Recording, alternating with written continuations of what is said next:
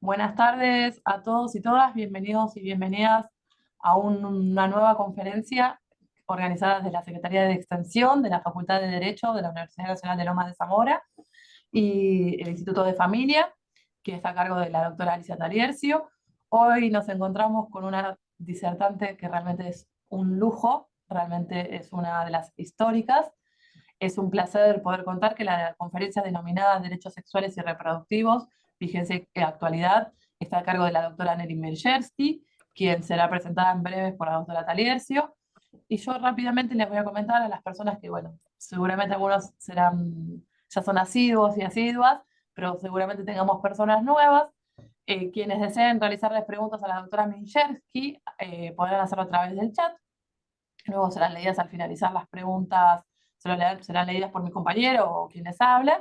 Y con respecto a la asistencia, para poder acreditar y asistencia, vamos a estar remitiendo un link de Google Form a través de chat, el cual ustedes deberán completar con sus datos. Y en el transcurso de la semana o la semana que viene se estarán remitiendo los certificados. Desde ya agradecerles por estar aquí y Alicia, sin más, te voy a pedir que hagas esta maravillosa presentación. Muchísimas gracias a todos y todas por estar y les deseo un muy buen comienzo de semana. Bueno, un placer realmente. Agradezco, como siempre, a la facultad, al doctor Fabio Arce, a Ariana, a Emanuel, y fundamentalmente agradezco la bellísima predisposición de quien para mí ha sido un modelo en mi vida, a quien he seguido desde hace muchísimos años, que es la doctora Nelly Melchersky. La doctora es abogada, especialista en derecho de familia, de reconocida trayectoria en defensa de los derechos de la mujer, autora de notas relativas a la temática de familia, disertante a nivel nacional e internacional. Y hoy nos va a hablar sobre los derechos sociales y reproductivos, vigencia y actualidad. Quiero comentarles que próximamente en el mes de abril también va a estar la doctora Nelly Melchersky en forma presencial en nuestro queridísimo Colegio de Abogados de Lomas de Zamora, presentando un nuevo libro del cual es coautora. Realmente ha trabajado muchísimo y es, como digo siempre, un ejemplo en todos los sentidos en la lucha por los derechos de las mujeres. Querida Nelly, gracias por estar desde el fondo del corazón, muchísimas gracias. Y bueno, te dejo con todo este auditorio que está ansiosa por escucharte. Bueno, buenas tardes. Muchísimas gracias a quien me presentaron. A la doctora Talercio, fue alumna mía en posgrado. Y encontrarnos de nuevo y acá en Lomas, bueno, es todo un significado, ¿no? Son de esas cosas que dan alegría en estos momentos tan complicados. Nos da una satisfacción, es como que la vida sigue a pesar, y el derecho de saber y el derecho de reflexionar y pensar subsiste a pesar de los momentos peores o mejores por los cuales podemos estar viviendo. Quería elegir este tema porque es un tema que creo que no se conoce tanto y es muy interesante reflexionar porque la historia de los derechos sexuales y reproductivos es una historia que está íntimamente relacionada con la capacidad de las mujeres, ¿no? No nos olvidemos que las mujeres acá en nuestro país hemos sido incapaces hasta, yo diría que todavía seguimos siendo incapaces en la vida en cierto sentido, si bien somos capaces en el derecho sustantivo, pero que también este camino de legalización de nuestra capacidad no ha sido tan sencillo y para mí, donde se concreta realmente, y tengo en fin, la alegría de haber participado en eso, es cuando se modifica el Código Civil y Comercial en el 2012 y entra en vigencia con nuestro actual Código Civil, donde realmente la posición de la mujer casada realmente refleja lo que dicen los tratados internacionales de derechos humanos que ha suscrito nuestro país, por suerte, y que están en la Constitución de 1994. Y como veremos, como podíamos haber visto, que todavía, aunque yo digo esto, hay derechos que, si bien cada vez han ido avanzando y se han concretado, siguen siendo objeto acá y en todas partes del mundo de una vida jurídica insegura, porque están permanentemente atacados o con proyectos de modificación. Tanto es así que tenemos el caso de Estados Unidos de Roe Wade, que cambió la jurisprudencia de la Corte y cambió la aplicación del derecho a los derechos sexuales y reproductivos. Y en otros países, por ejemplo, Francia acaba de incorporar el derecho a la interrupción voluntaria del embarazo, que vendría a ser el paradigma de los derechos sexuales y reproductivos, a su constitución para darle mayor seguridad jurídica. Nos podríamos preguntar por qué pasa esto, porque no hemos visto que otros derechos que hacen a los derechos humanos de las mujeres se instalan y no son más discutidos. El derecho al voto, por ejemplo, o tantos derechos, el derecho al ejercicio conjunto de la responsabilidad parental. No escuchamos que quieran modificarse, ya querrán modificarse en algún sentido, pero nos llama la atención. ¿Y por qué? Yo pienso que para eso tenemos primero que voy a decir algo, que es mi parecer, que es bueno mirar la historia por eso de estos derechos, cómo aparecen, cuándo aparecen. Y por otro lado, también estudiarlo en tal forma que la casuística nos muestra que ha sido un camino de mucho dolor, de mucho sufrimiento y de mucha muerte para las mujeres, como también ha sido sufrimiento no directo, digamos, una mala aplicación o no un reconocimiento de qué significan estos derechos sexuales y reproductivos, porque son dos temas, los derechos sexuales y los derechos reproductivos, que se consideraban íntimamente ligados e indisolubles, y están íntimamente ligados, pero que comienza a parecerse a una separación entre la reproducción y la sexualidad con la aparición, por ejemplo, de los métodos anticonceptivos, porque hasta esto que no hace tanto, hasta que a mediados del siglo pasado, en la década del 60, aparecen las píldoras anticonceptivas, la sexualidad y la reproducción estaba íntimamente unida.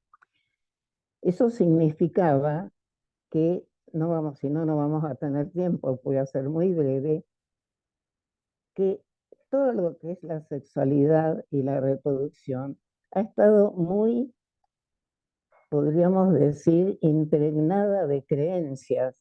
Las creencias religiosas, morales, son múltiples. Entonces, cuando una situación de la vida tiene distintas interpretaciones, distintas valoraciones, es muy difícil lograr instituciones que satisfagan a todo el mundo. Entonces, tenemos que ver qué corresponde que tome el derecho y qué no corresponde que tome. Porque el derecho, sobre todo en un país laico como el nuestro, republicano, federal, democrático, bueno, no puede tomar en cuenta morales, porque las morales son múltiples, o no son múltiples, pero son muchas.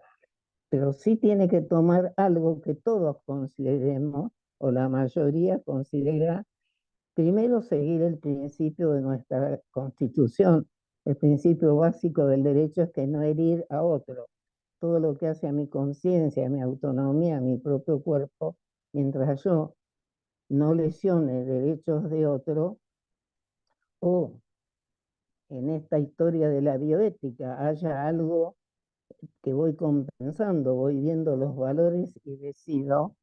Entonces, esta situación ha sido muy discutida, pero se busca una solución que para mí está en la ampliación de derechos, porque cuando yo amplío derechos, satisfago a quien adopta esa situación, pero no obligo a nadie, no privo a nadie de su creencia, su posibilidad de no, porque no son obligatorias, no se obliga a la gente a divorciar, no se obliga a la gente a contraer matrimonio obligatorio, pero quien quiere divorciarse puede hacerlo, quien quiere tener una pareja heterosexual puede hacerlo.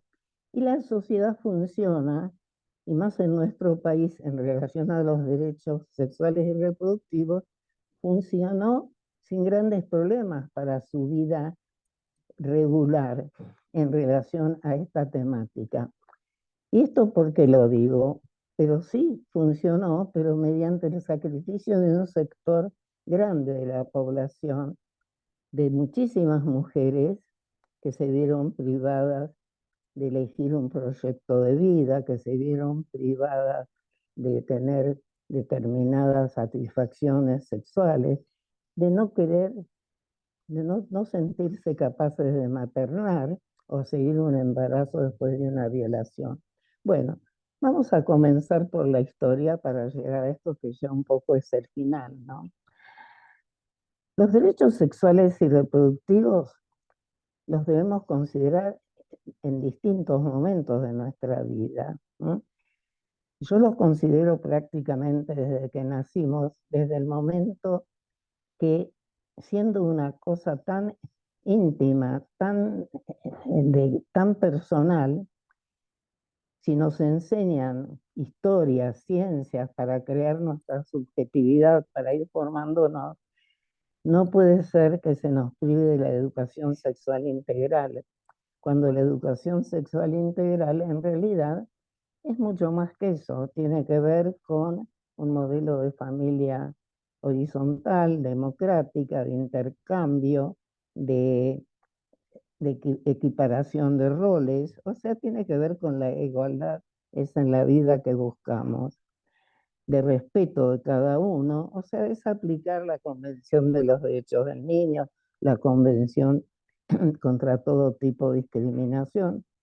Eso es lo que yo considero y llamo perspectiva de género, y más que eso, perspectiva de derechos humanos.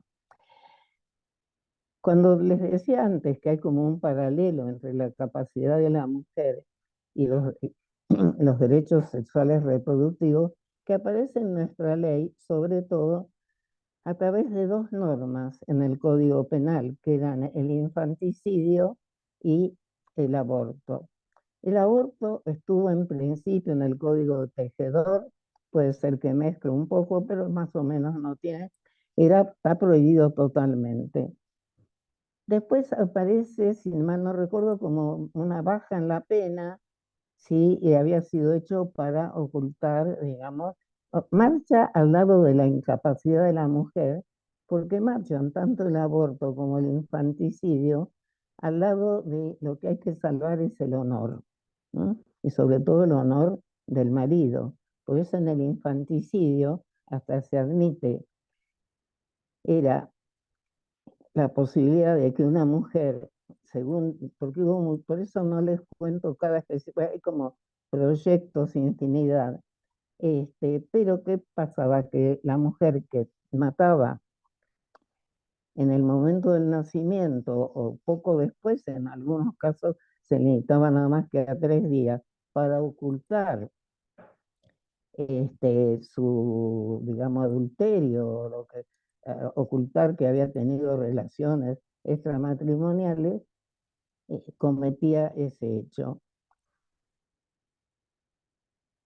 El aborto siguió más o menos hasta 1921 como el viejo Código Tejedor, con esa salvedad que les hice. En 1921, la Argentina dicta un código penal y asume una posición que para esa época fue bastante adelantada. ¿Mm? Porque toma, como siempre se hace, otros códigos y considera aborto con una pena, está en el Código Penal, una pena muchísimo menor que el homicidio, y ya tiene lo que podríamos llamar causa de justificación, eximente, como quieran, que es, para mí son causas de justificación.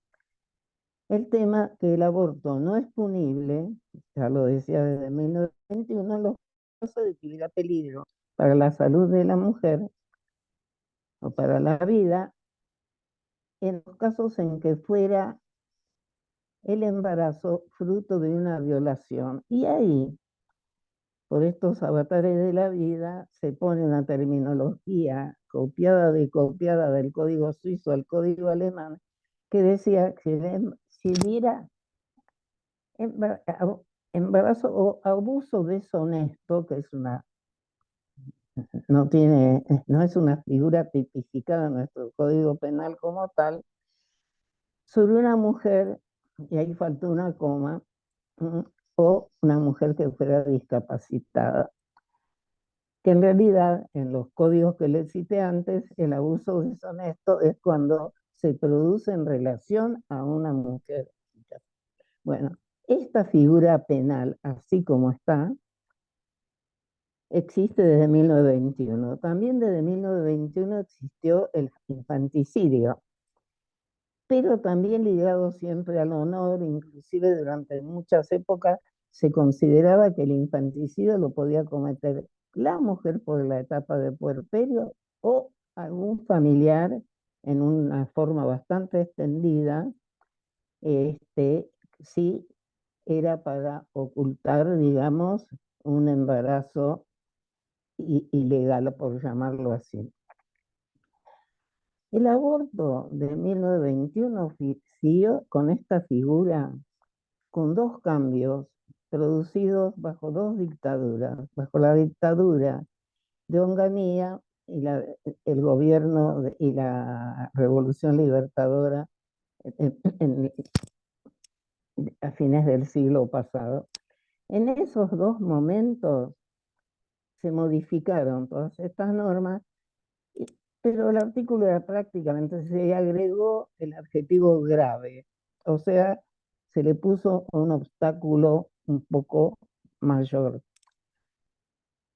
Cuando termina y volvemos al Estado de Derecho, la ley, si no me acuerdo mal, era 25733, quedan sin efecto estas modificaciones hechas durante la dictadura, pero no se dieron cuenta que en realidad, en el caso del aborto, no volvíamos a una ley de fines del siglo, sino volvíamos a una ley de 1921.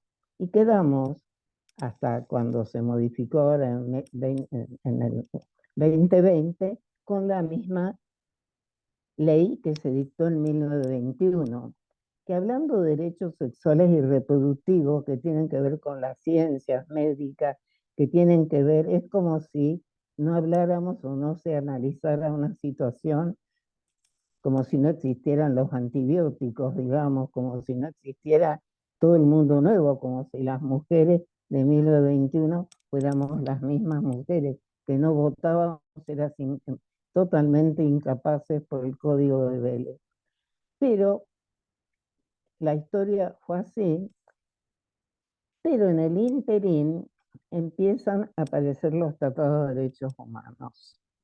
Ustedes saben que después de la guerra, bueno, esas enormidades que se sufrieron hizo que los estados se unieran para darse leyes comunes, digamos, o mínimos éticos legales para la convivencia interna también. No eran los tratados antes que era relación entre naciones. Ahora era una especie de contralor de cómo trata cada estado a sus ciudadanos, si sigue y asume estos tratados. Estos tratados de derechos humanos, 11 entre los cuales para nosotros son fundamentales cuando hablamos de derechos de las mujeres, la Convención contra todo tipo de discriminación de la mujer, y la Convención de los Derechos del Niño, más allá que todos tratan estos temas, porque tiene que ver con derecho a la salud, porque los derechos humanos en realidad están todos vinculados entre sí. O sea, por eso en este momento estudiamos mucho los principios de no regresividad, porque de acuerdo a los pactos de derechos humanos que firmó la Argentina, está el principio de no regresividad, que cuando se avanza en la amplitud de los derechos humanos, un Estado no puede retroceder. Está bien, sabemos que esto da responsabilidad a los Estados, que se traducen en convenios, en sanciones económicas, más no puede. No, en las relaciones internacionales no hay otro tipo de sanción. Pero la ratificación de la Convención contra todo tipo de violencia, Belém do Pará en América, estos tratados que les mencioné anterior, fueron creando un ámbito, digamos, un paraguas jurídico que permitió que estos derechos sexuales y reproductivos, que no eran reconocidos, porque retrocedo un poco en la historia, a pesar de que estaba la ley desde 1921, observamos y estudiamos la jurisprudencia. Primero, que yo les diría, hay muy poca jurisprudencia en las primeras décadas. Yo pienso que hay poca jurisprudencia porque en relación a lo que nos interesa el tema de hoy, que es el tema de interrupción voluntaria del embarazo, que voluntaria nunca tiene mucho, porque voluntaria nadie va con la voluntad libre hasta cuando uno desea y quiere seguir un proyecto de vida. No es algo que uno hace alegremente, lo hace porque considera que su vida no puede seguir, que no puede hacerlo, que no tiene capacidad por lo que sea o por enfermedad. Pero, ¿qué pasaba? Que los médicos y los operadores judiciales,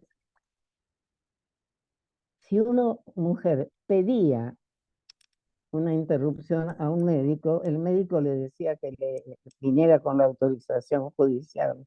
Y la justicia le decía, no, si está autorizado, es el médico le tiene que decir si hay peligro.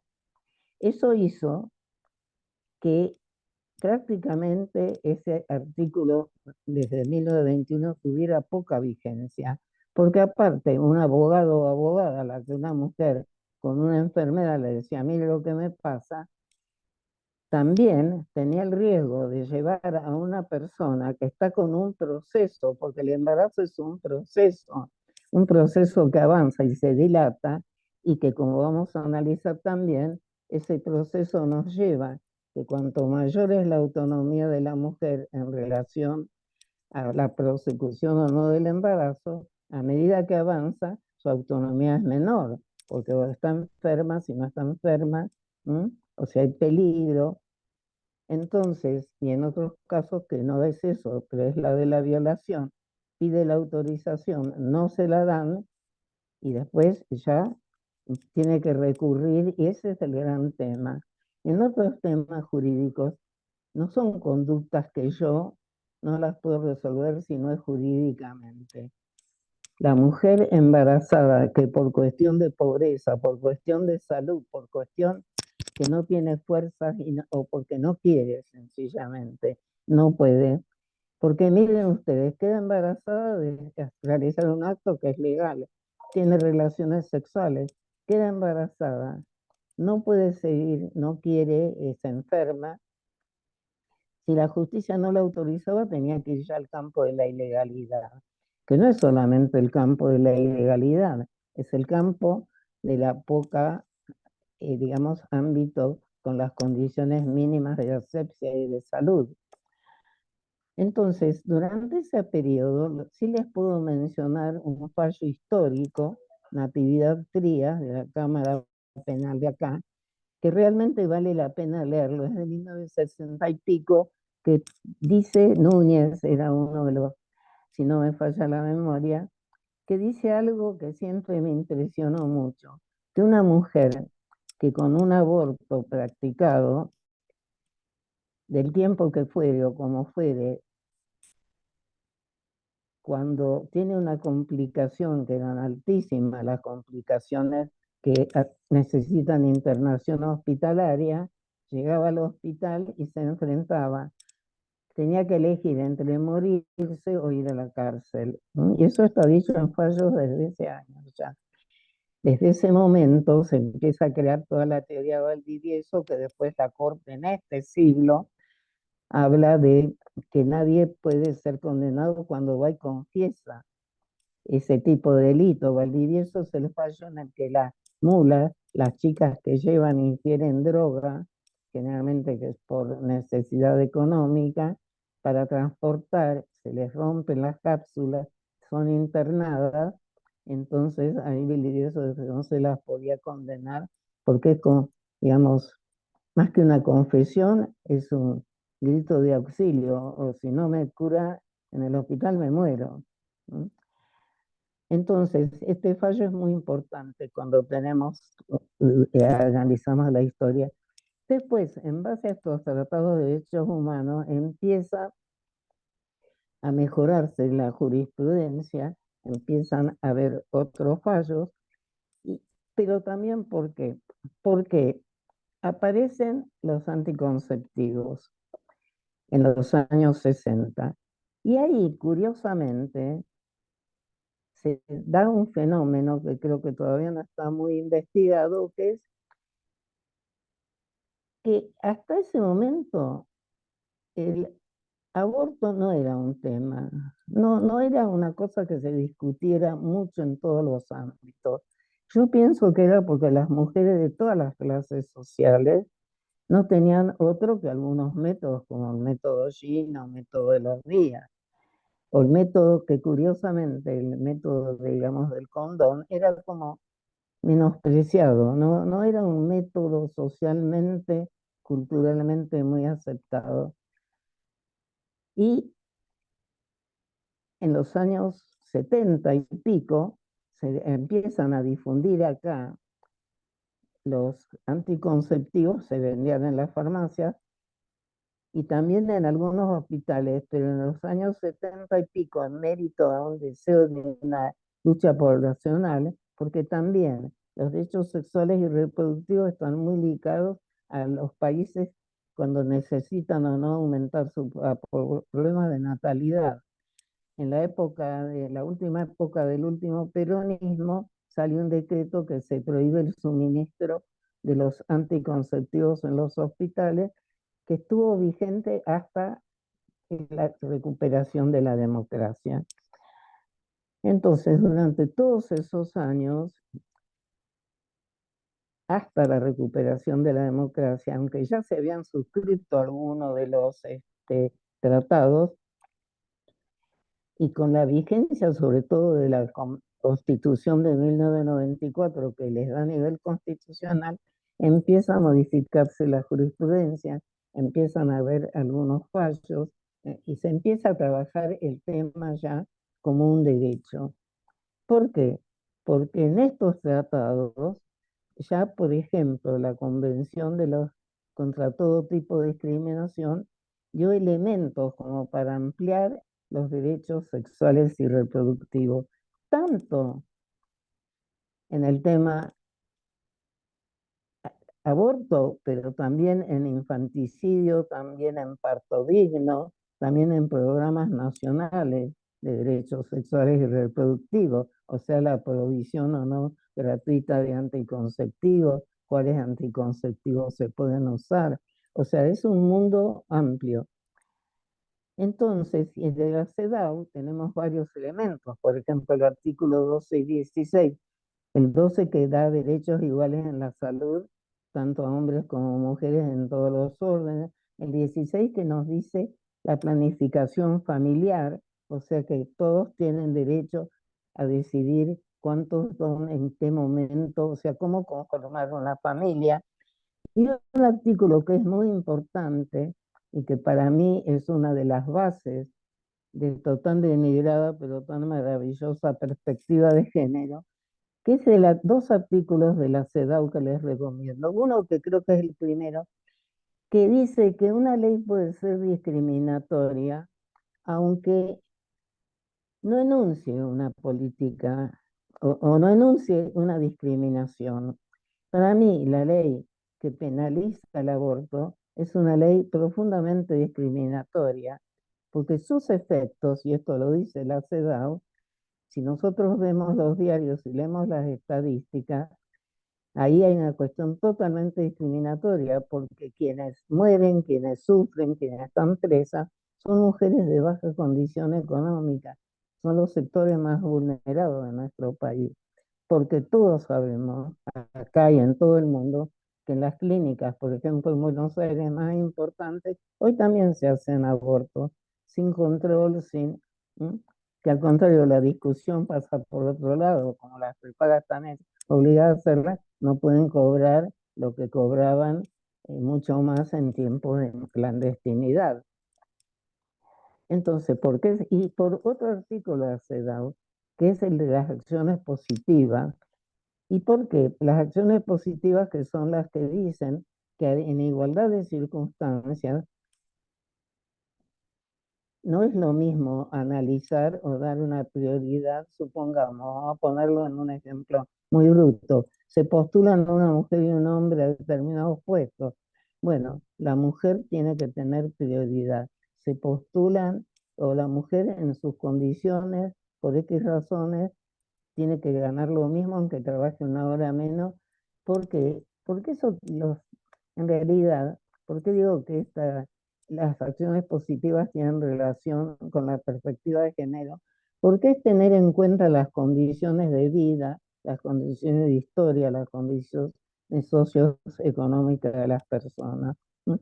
Entonces ahí vamos mejorando, y a principios de este siglo se crea el Programa Nacional de Derechos Reproductivos, y realmente ahí, que es una ley bioética maravillosa, porque nos habla de prevención, de educación y de provisión en todo el tema de anticoncepción para todo el mundo.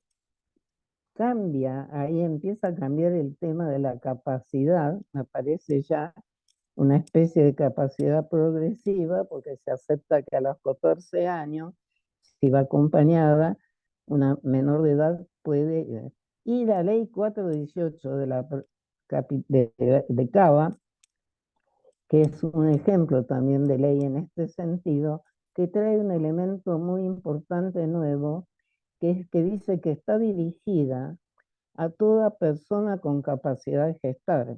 O sea que no tiene en cuenta una etaria, sino realmente una relación en la vida. Si una niña de 11, 12 años ya tiene capacidad de gestar, no puede ser que no se le impida o no se le provea anticonceptivos, porque a ella sí se la está poniendo hasta en peligro la vida, porque está muy estudiado que el embarazo en una niña de 11 años es mucho más peligroso, el embarazo y el parto, que una interrupción a tiempo del embarazo. Entonces estas dos leyes y las otras provinciales que hay igual, porque muchas adhirieron al Programa Nacional de Derechos Reproductivos, que traía la provisión gratuita, la validación de los anticonceptivos, el tema de la educación.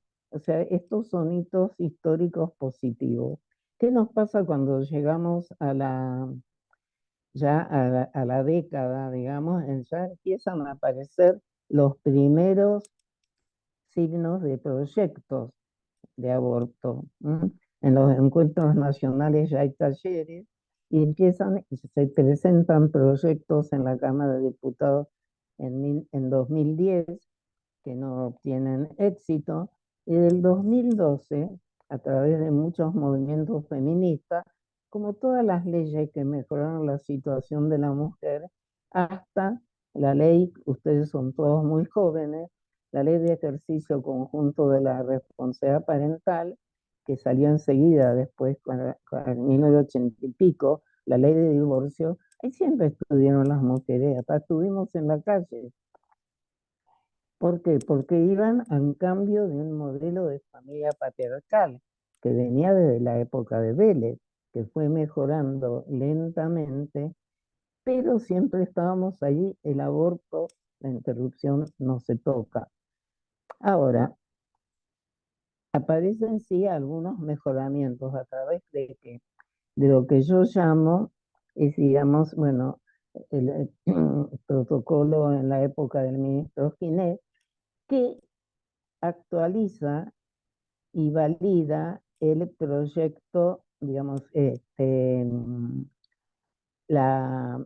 cómo debe aplicarse en el siglo XXI, el artículo del Código de 1921, o sea, el concepto de salud. Estaba la Organización Mundial de la Salud, y nos habla de la salud, no es nada más que resfriarse o tener un ataque al corazón, tiene componentes sociales, psicológicos, o sea, una consideración integral de la salud, y se va mejorando la atención, eso se llama cerca lo que es la disminución del daño, ¿no? O sea, cómo amplío, cómo interpreto de acuerdo a la situación actual, a lo que es la vida, lo que dicen las ciencias sociales, cómo influye la economía, cómo influyen muchos factores. Entonces, y se amplía también a todos los temas psicológicos, que en 1921, no sé. Perdón, Nelly, porque vos dijiste, porque yo sigo escuchándote infinitamente, pero pediste que te avisáramos. Pasaron los 40 minutos, por eso te digo, Bueno, ya está, vengo ahora, llegamos a 2020. Bueno, 2018 se presenta, el presidente Macri habilita la discusión de la ley del aborto. Los movimientos feministas aceptan, digamos, que se discuta, aceptan, como venían apoyando y presentando proyectos durante todos esos años. Entonces se inicia la discusión. En el 2018 se presentan 11 o más proyectos, todos en el mismo sentido, prácticamente, todos poniendo más o menos 14 semanas. Finalmente, todos tenían, digamos, muchos elementos de los proyectos que había presentado la campaña, o sea, 14 semanas, después de las 14 semanas, violación sin prueba, porque hay otro hito para que lo estudien o lean, el caso Fall. El caso Fall fue un caso en el que de una vez por todas se aclaró el tema, es una violación a una niña incapaz, y el planteo que se hizo llegó a la Corte Suprema, y ahí lo más importante fue decir que jamás se podía invocar que la violación, si la mujer era capaz, no era una causal de aborto, porque eso era más o menos decir que las mujeres consentíamos la violación.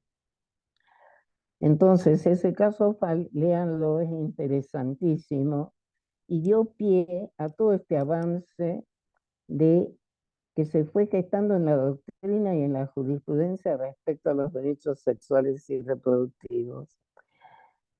¿Y qué ley tenemos hoy en día?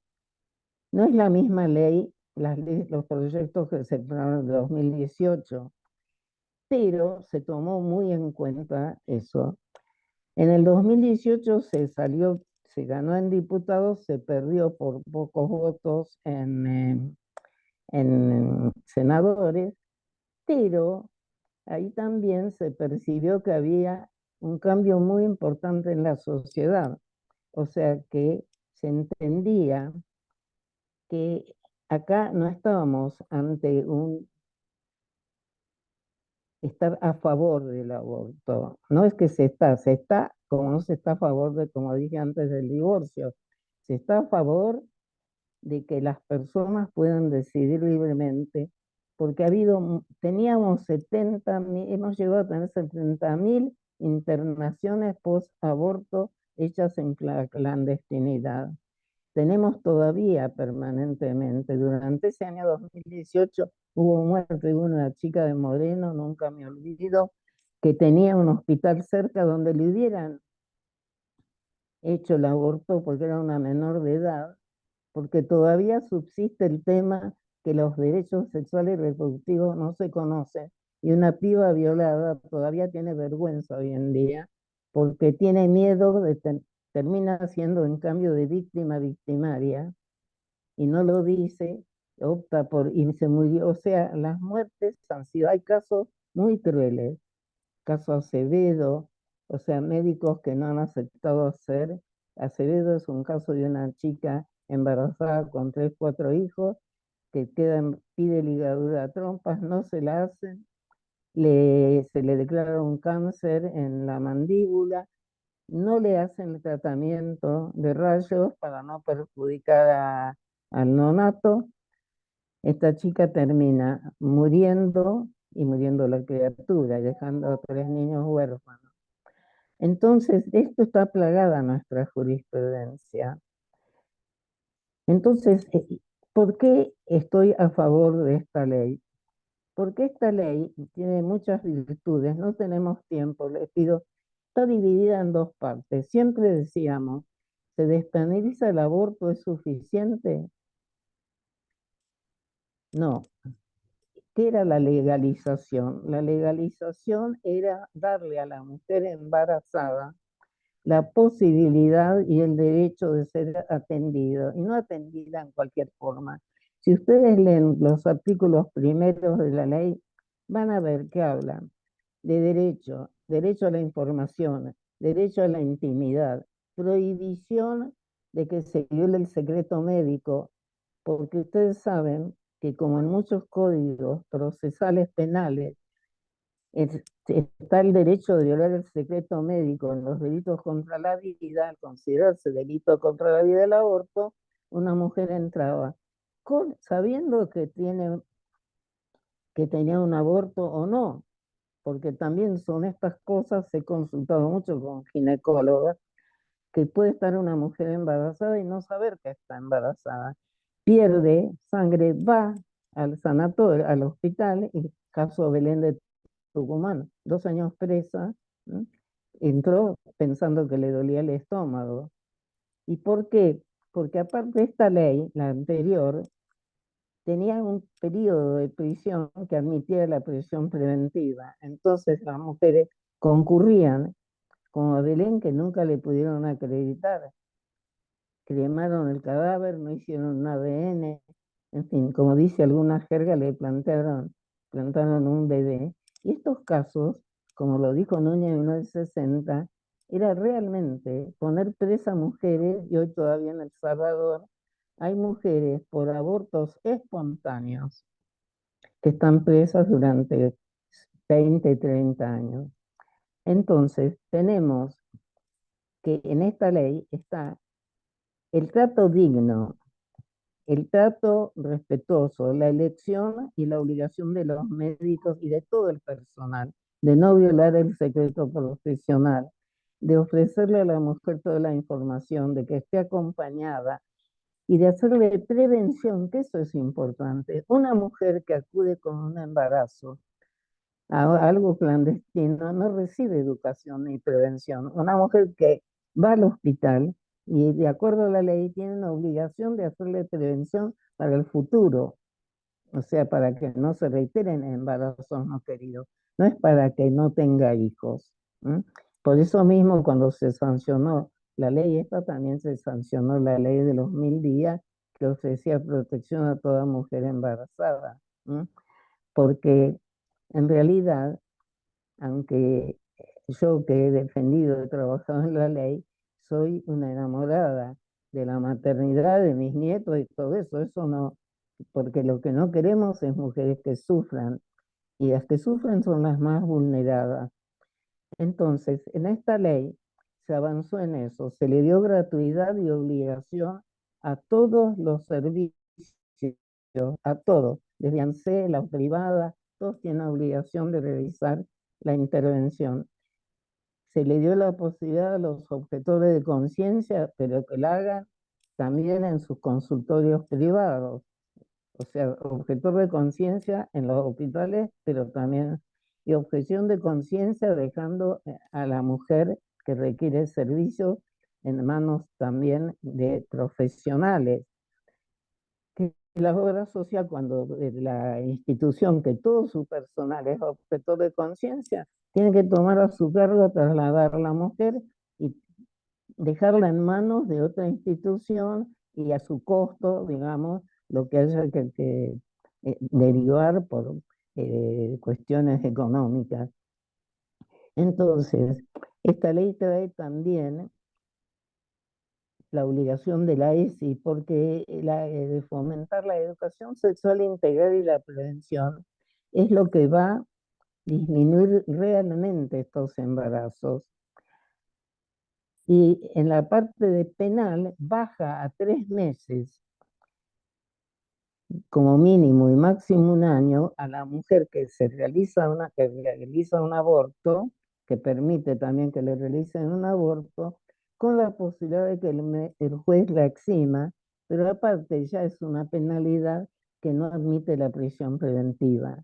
Entonces, ese es el cambio. ¿Cuáles serían los casos de las mujeres? Las mujeres que no están enfermas, que no han sido violadas y que se hacen un aborto después de las 14 semanas, hasta las 14, o sea, que el cambio en cuanto a penalidades de lo que decía la ley anterior no es tan grande, pero que en las primeras 14 semanas no hay que dar ningún motivo ni razón, y los médicos tienen obligación.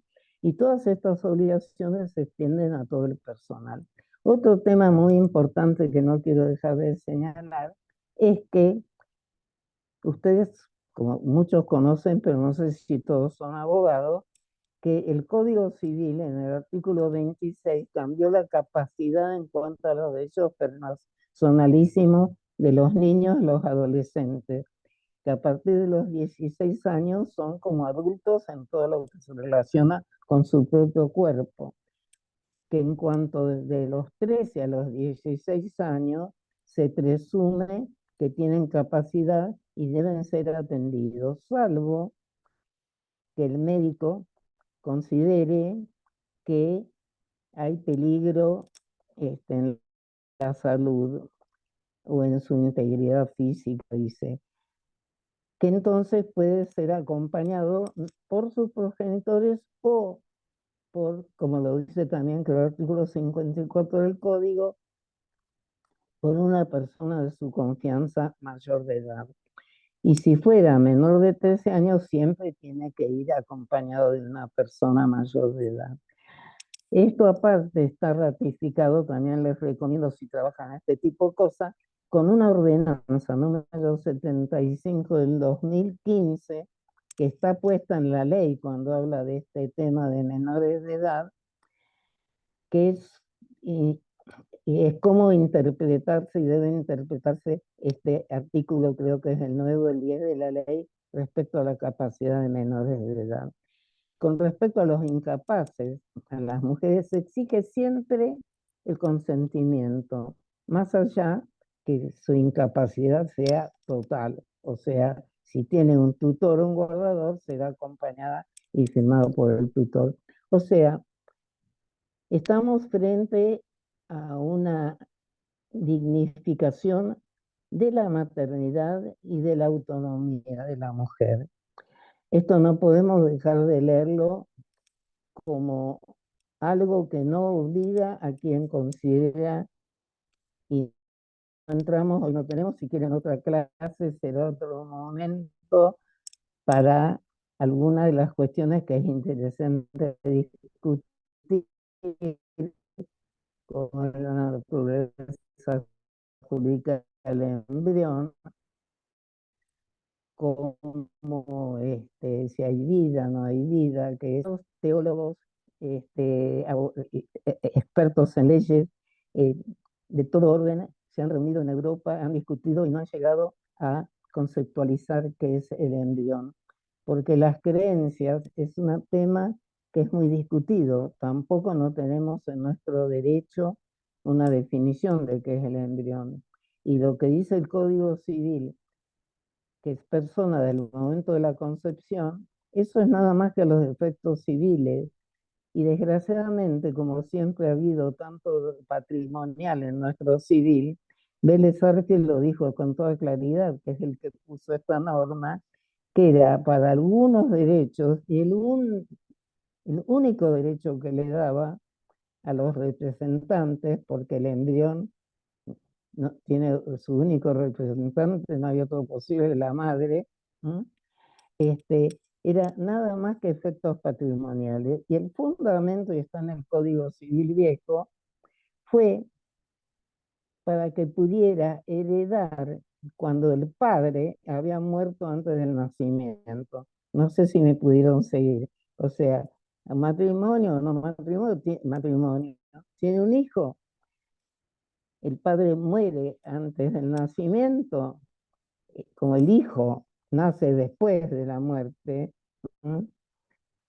No, va a tener derechos porque fue concebido antes. Entonces eso es un poco el desarrollo que surge de las notas, pero es un tema interesante para tratar. Para mí, y la conclusión es que en todo esto, acá hay mujeres presas todavía por parto en cascadas, niñas que no se atreven a denunciar que fueron violadas o no se dan cuenta porque parece mentira. Yo he tenido un caso muy cercano, muy de nivel, una mujer que tuvo un bebé y a los 5 meses estaba embarazada de nuevo y no se dio cuenta, porque las mujeres es un cuerpo con muchas hormonas, con mucho movimiento, con una vida muy grande que a veces nos avisa correctamente qué nos pasa y otras veces no tanto. Pero no hay que tenerle miedo a estas cosas. Nadie corre a hacerse un aborto, nadie corre a divorciarse. ¿M? Pero a las personas hay que darles una solución y sobre todo creo que si se habla tanto de libertad, ¿cómo se quiere interferir en algo tan íntimo, tan serio, tan importante como es querer ser madre o no ser? Y eso no es un pecado, no hay una obligación de maternar. Yo sé que a los hombres les asusta, porque si no reproducimos las mujeres, ¿cómo seguir viendo la humanidad? Pero bueno, así que nada más que esto quería transmitirle y en otro momento podemos seguir. Perdón si no lo puedo hacer más corto.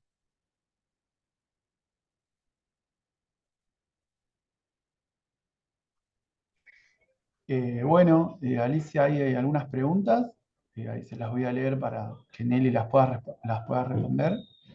Hay una del Lucio Portillo. Doctora, usted se refirió que una ley resulta ser discriminatoria, por ende, puede ser inconstitucional.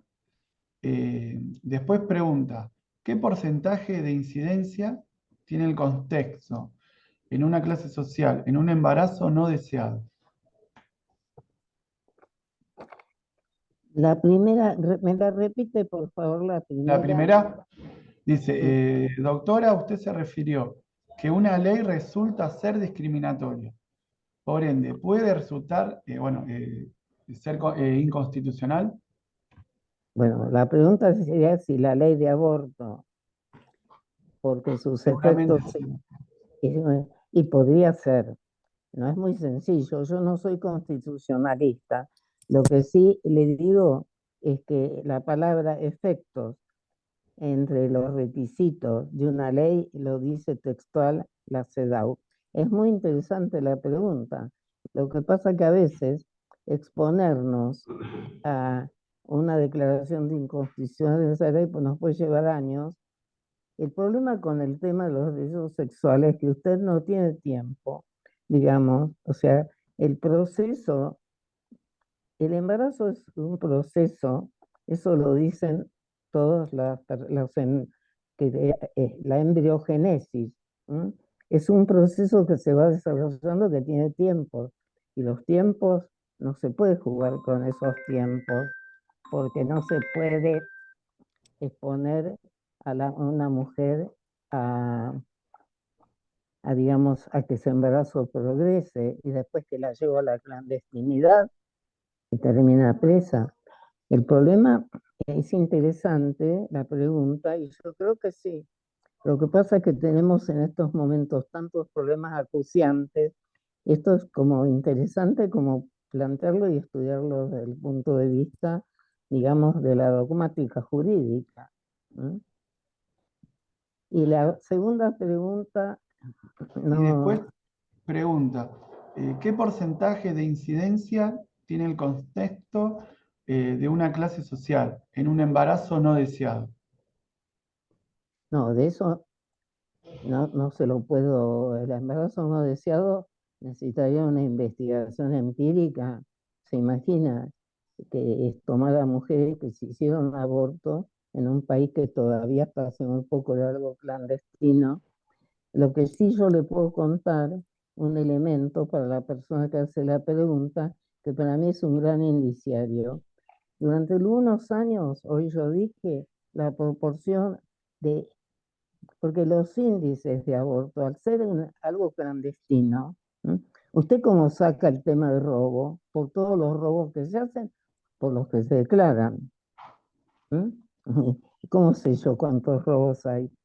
Los robos se salen, o los casos de jurisprudencia que estudiamos, es porque se produjo un hecho que llega a tribunales. Eso no quiere decir que no existan más hechos.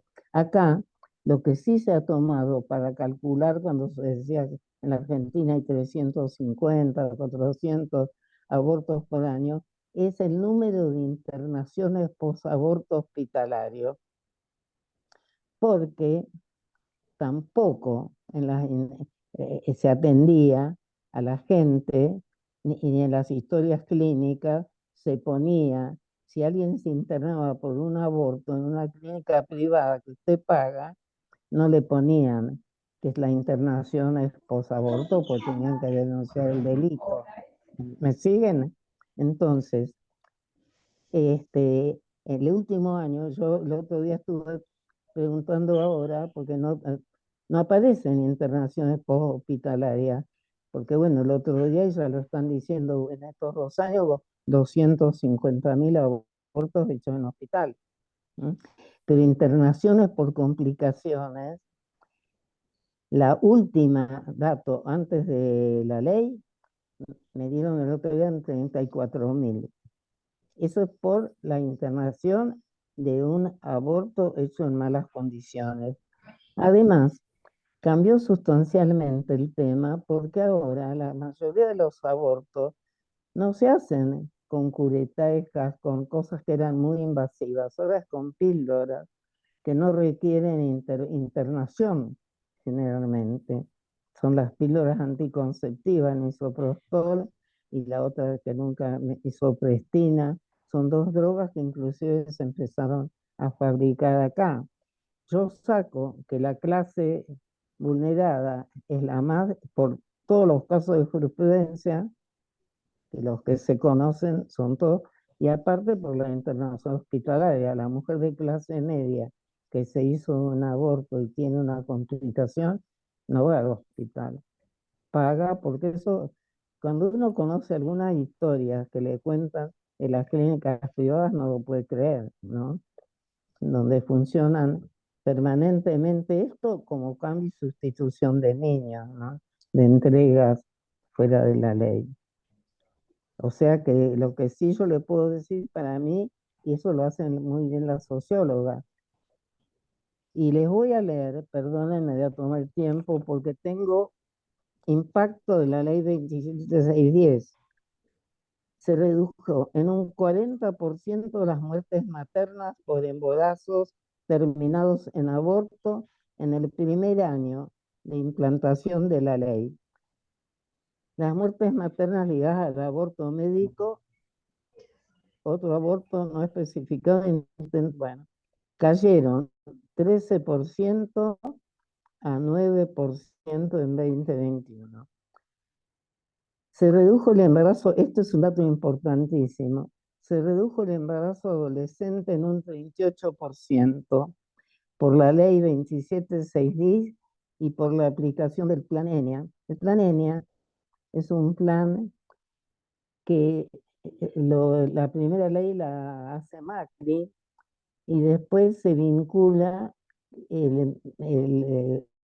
es para paliar el embarazo, digamos, los embarazos producto de adolescentes, de relaciones adolescentes, que no son violación. O sea, sabemos muy bien que los adolescentes, y además la cifra de adolescencia, de embarazos ha sido muy alta en la Argentina y durante años imposible de combatir. Disminuyó el Plan ENIA en estos últimos años, que se relaciona al Ministerio de Salud con educación, fue muy exitoso. Es el embarazo no intencional en la adolescencia, cayó en números absolutos. En el 2019 fue de casi 70.000 y en el 2020 cayó a 51 y siguió cayendo en el 21 a 46.000. En 3 años de la interrupción, bueno, se implementaron de la ley, se realizaron un total de 245.732 interrupciones. En la provincia de Buenos Aires, el 90% son del primer trimestre, prácticamente todos. En todo el país hay 1.982 centros de salud y hospitales públicos que garantizan las interrupciones. 5.790 reciben botiquín de salud sexual compuesto por 12 tipos de métodos anticonceptivos. Bueno, se está fabricando acá en el país. El programa nacional, bueno, cumplió 20 años.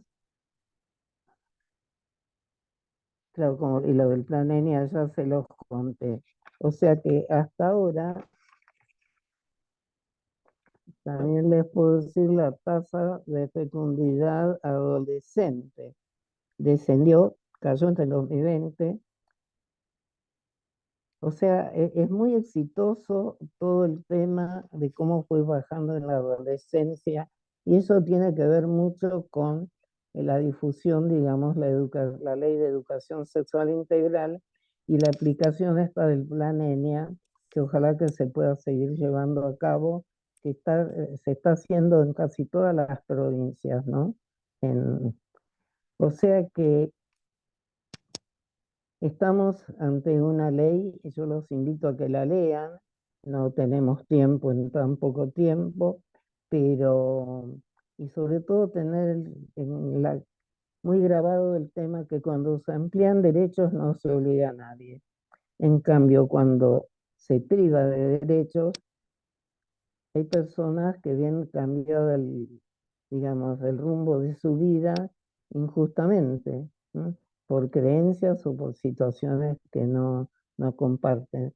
Además, ante un dilema como es el derecho de una persona, pues estamos hablando de eso, de optar, no el capricho de un aborto caprichoso, es con el problema de salud, ¿no? En los problemas de niñas discapacitadas. Hace un año me habían consultado que no le querían poner un anticonceptivo a una chica internada enferma del corazón que se había enamorado de otro chico también internado.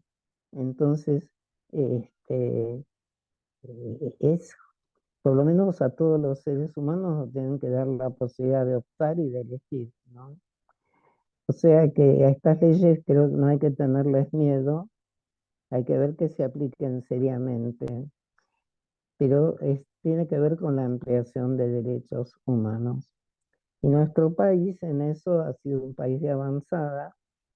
Tenemos los tratados ratificados, tenemos las convenciones, varios fallos internacionales que la Argentina tuvo que indemnizar a las víctimas o discapacitadas embarazadas que no les quisieron hacer el aborto a término o se lo tuvieron que hacer ya muy tarde.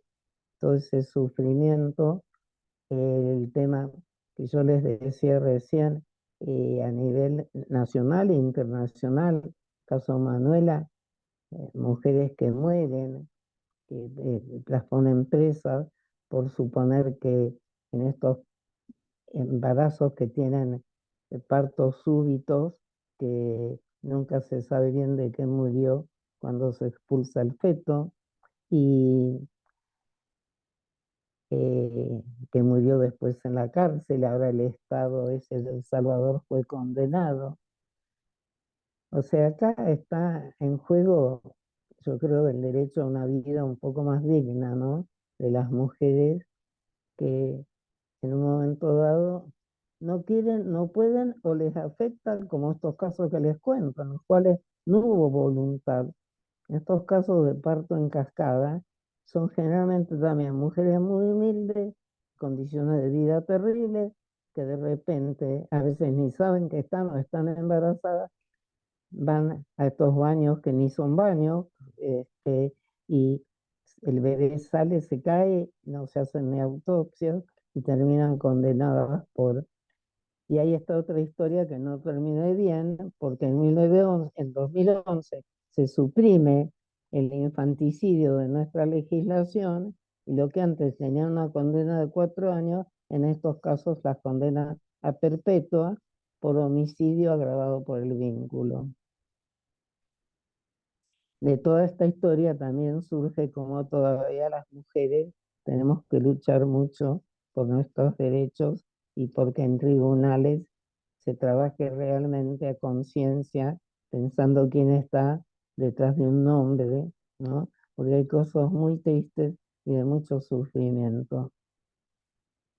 En el caso Belén, si la abogada esta, Soledad esa, no va a la cárcel por otro asunto y escucha que hay una mujer presa por aborto hace 2 años, podía haber seguido unos cuantos años más. Y nunca le pudieron probar ahí. Ella entró, ni sabía que estaba embarazada. Cuando quisieron hacer la autopsia del bebé, lo habían cremado. Y entonces, bueno, ya les tomé demasiado tiempo, me parece, ¿no? ¿Leemos una más? ¿La última? ¿Está Sí, bien? no tengo problema.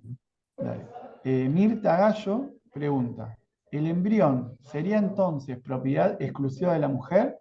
¿Dónde queda el derecho del padre? Bueno, ella No, cita un bueno, caso, ella, no, el ella problema es cita un caso de Uruguay. sí, En Uruguay un padre planteó esto, su sí, derecho pero a perdió. decidir Acá también, ¿eh? Acá para también. conservar la vida de No, su el hijo problema, oponiéndose al aborto. el problema es el siguiente. El embrión no es propiedad de nadie. Lo que pasa es que el embrión está unido indisolublemente a la madre. No tenemos tiempo. Esto tengo escrito mucho. El embrión no subsiste si no es a través de la madre, pero no solamente por la alimentación, por lo que recibe de fuera, sino que la madre produce una, que ahora no me acuerdo cómo se llama, una sustancia sin la cual el embrión no se puede desarrollar. Entonces, mire usted, el problema es que todavía no se ha podido, porque el embrión no se ha podido definirlo jurídicamente, porque para mí no es una cosa mueble, ni es una cosa semiventa. Tenemos que abusar. Entonces, el embrión, primero que no podemos hablar lo mismo del embrión cuando está en una plaqueta que cuando ya se desarrolló 6 meses o 3 meses. Entonces, Vélez, por ejemplo, en una de sus notas dice, se considera individualmente hasta en el momento que sale. Mire usted, el Código Penal, ni acá ni en ninguna parte del mundo, condenó al aborto igual que el homicidio. La pena es muchísimo menor. O sea que no es lo mismo. No es como está diciendo por ahí un señor que quienes estamos a favor somos asesinas. Porque nunca ni el código de Vélez, ni el código más viejo, que ahora no me sale, el autor, hola, ¿me escuchan? Este, Sí, perfecto, se escucha. y le digo algo más.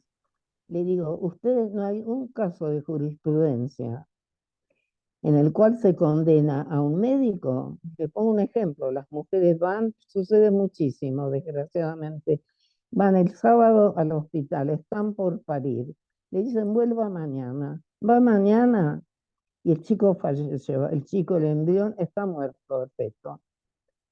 No hay ningún fallo penal que condene por homicidio o por lo que sea, ni por daños y perjuicios, porque toda la teoría penal dice que no hay hecho, no hay homicidio, no hay mala praxis, podrá haber una mala praxis, pero ni eso, mientras no sale del útero.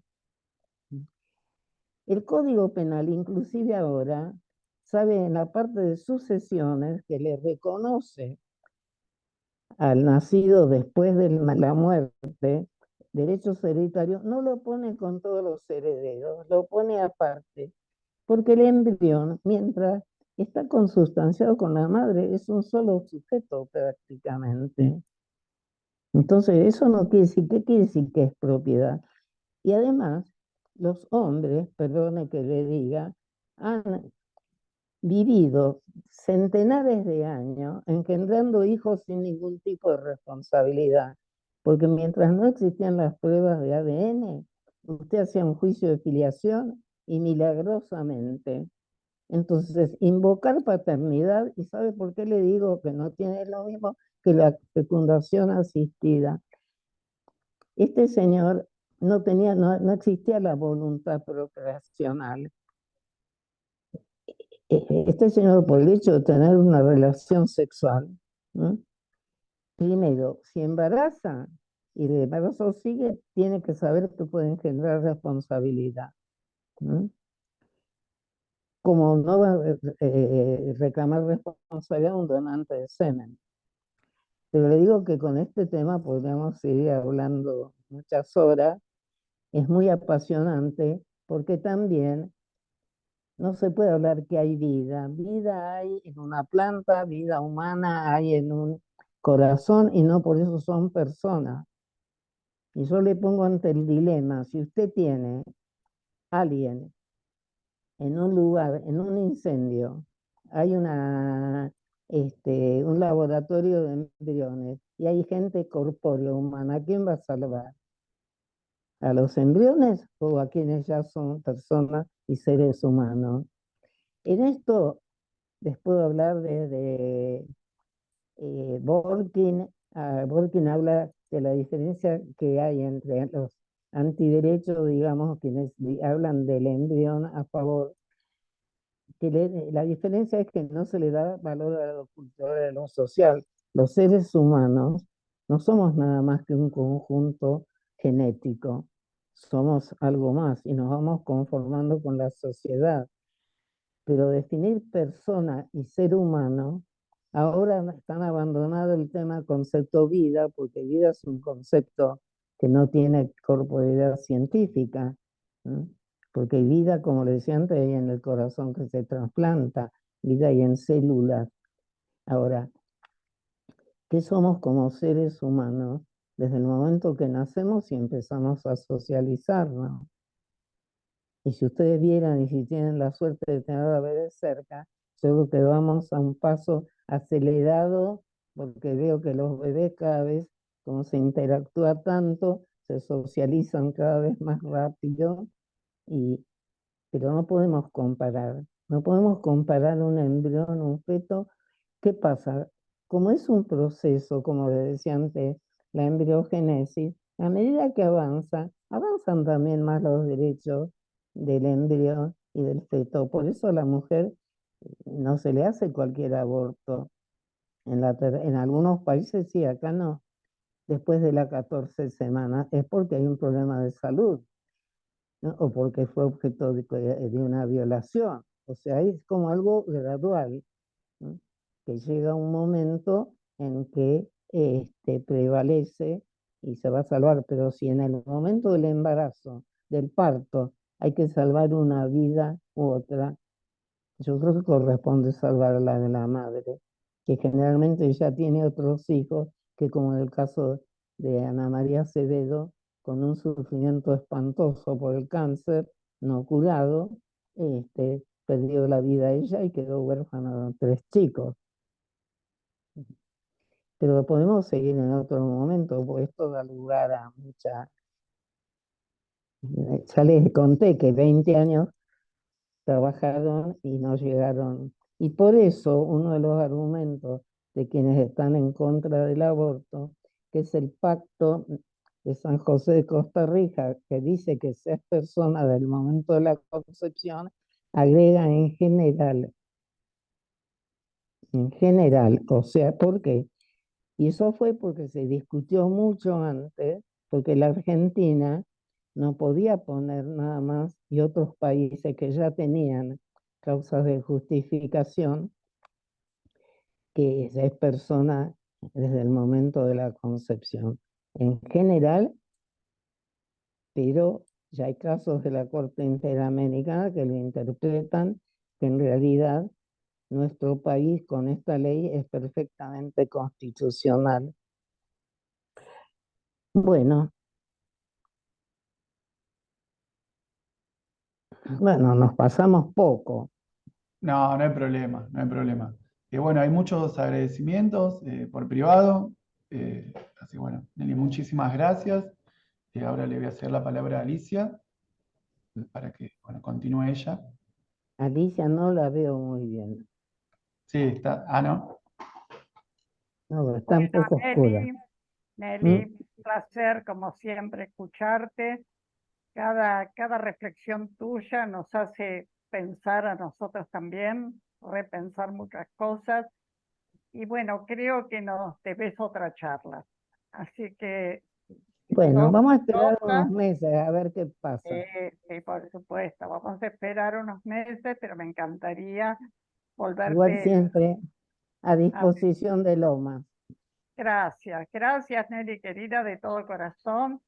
Y gracias a todos los que están acá presentes. Bueno, como hago todos los lunes, voy a anunciar a quién va a venir, no el próximo lunes, sino el lunes 8, porque el próximo lunes es feriado largo, así que un súper largo. Y vamos a encontrarnos con nuestro querido y ya muchas veces que se ha presentado acá con nosotros, el doctor Alejandro San Juan, que es el prosecretario de la Cámara de Apelaciones Civil, Comercial y de Familia de Lomas de Zamora, y esta vez nos va a hablar sobre personas con discapacidad y el acceso a la justicia. Ustedes saben que nosotros luchamos mucho sobre los grupos vulnerables y cuál es la posibilidad del acceso a la justicia. Y acá el doctor San Juan lo va a enfocar específicamente en los casos de discapacidad o, digamos, capacidad restringida, y el hecho de también los sistemas de apoyo que son tan importantes. Bueno, les deseo a todos un fin de semana hermoso, larguísimo, que lo puedan aprovechar, disfrutar estas mini vacaciones que no nos esperábamos tan largas, y nos encontramos, si Dios quiere, el lunes 8, como siempre, en este lugar que ya es nuestro lugar de encuentro de todos los lunes a las 16 horas. Gracias, me despido de ustedes, como siempre, con este beso desde el fondo de mi corazón. Gracias, gracias infinitas.